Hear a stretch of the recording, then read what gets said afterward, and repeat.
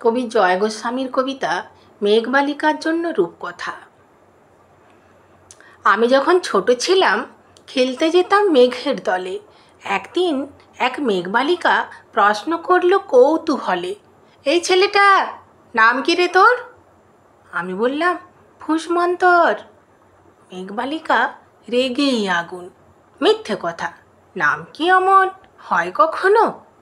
আমি বললাম, নিশ্চয়ই হয়, আগে আমার গল্প শোনো। সে বলল, শুনবো না, যা, সেই তো রানী, সেই তো রাজা, সেই তো একই ঢাল তলোয়ার, সেই তো একই রাজার কুমার পক্ষীরাজে, শুনবো না আর, ওসব বাজে। আমি বললাম, তোমার জন্যে নতুন করে লিখবো তবে।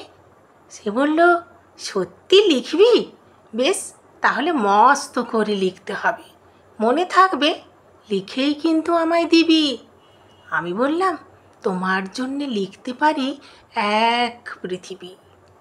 লিখতে লিখতে লেখা যখন সবে মাত্র 2-4 পাতা, হঠাৎ তখন ভূত চাপলো আমার মাথায়। খুঁজতে খুঁজতে চলে গেলাম ছোটবেলার মেঘের মাঠে। গিয়েই দেখি চেনা মুখ তো একটিও নেই এ তোড়লাটে। একজনকে মনে হলো ওরই মধ্যে অন্যরকম। এগিয়ে গিয়ে বলি তাকেই, তুমি কি সেই মেঘবালিকা, তুমি কি সেই? সে বলল, মনে তো নেই, আমারও সব মনে তো নেই। আমি বললাম, তুমি আমায় লেখার কথা বলেছিলে। সে বলল, সঙ্গে আছে, ভাসিয়ে দাও গায়ের ঝিলে। আর হ্যাঁ, শোনো, এখন আমি মেঘ নই আর, সবাই এখন বৃষ্টি বলে ডাকে আমায়। বলেই হঠাৎ এক পশলায় চুল থেকে নখ আমায় পুরো ভিজিয়ে দিয়ে অন্য অন্য বৃষ্টি বাদল সঙ্গে নিয়ে মিলিয়ে গেল খরস্রোতায়, মিলিয়ে গেল দূরে কোথায়, দূরে দূরে।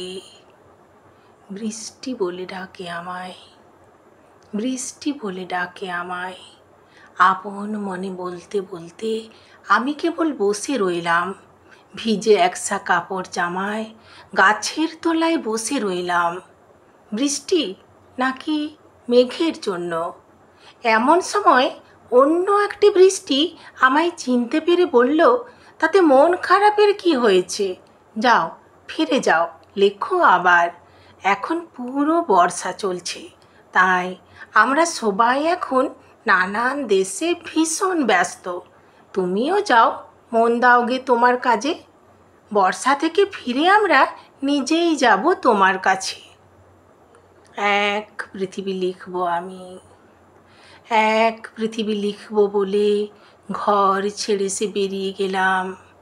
ঘর ছেড়ে সে ঘর বাঁধলাম গহন বনে, সঙ্গী শুধু কাগজ কলম। একাই থাকবো, একাই দুটো ফুটিয়ে খাবো, 2-1 মুঠো ধুলো বালি যখন যারা আসবে মনে, তাদের লিখব, লিখেই যাব। এক পৃথিবীর 100 রকম স্বপ্ন দেখার সাধ্য থাকবে যে রূপকথার, সে রূপকথা আমার একার। ঘাড় গুঁজে দিন লিখতে লিখতে, ঘাড় গুঁজে রাত লিখতে লিখতে, মুছেছে দিন, মুছেছে রাত। যখন আমার লেখবার হাত ওসার হলো, মনে পড়ল সাল কি তারিখ, বছর কি মাস, সেসব হিসেব আর ধরিনি। লেখার দিকে তাকিয়ে দেখি এক পৃথিবী লিখব বলে একটা খাতাও শেষ করিনি। সঙ্গে সঙ্গে ঝমঝমিয়ে বৃষ্টি এলো খাতার ওপর, আজীবনের লেখার ওপর। বৃষ্টি এলো এ অরণ্যে, বাইরে তখন গাছের নিচে নাচছে ময়ূর আনন্দিত। এ গাছ ও গাছ উড়ছে পাখি, বলছে পাখি, এই অরণ্যে কবির জন্যে আমরা থাকি। বলছে ওরা, কবির জন্যে আমরা কোথাও, আমরা কোথাও, আমরা কোথাও হার মানিনি। কবি তখন কুটির থেকে তাকিয়ে আছে অনেক দূরে, বনের পরে মাঠের পরে নদীর পরে, সেই যেখানে সারা জীবন বৃষ্টি পড়ে, বৃষ্টি পড়ে।